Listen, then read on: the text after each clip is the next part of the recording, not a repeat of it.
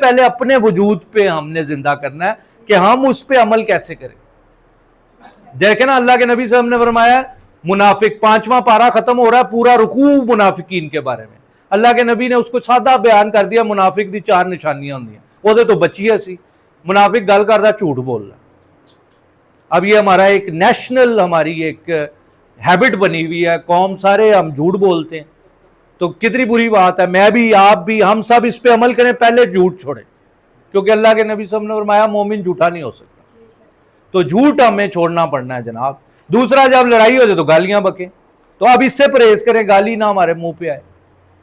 پھر وعدہ کرتا ہے تو وعدہ خلافی کرتا ہے, یہ بھی ہم میں نائس القوم ہم دیکھیں. میں آیا 5 منٹ ہی تسی باہر کھلوو اے دیکھو میری آنیاں تے میریاں جانیاں. تو یہ ہمارا ایک روٹین ہے کہ یہ 5 منٹ میں یہ وعدہ خلافی ہے, کمٹمنٹ کی بریچ ہے یہ.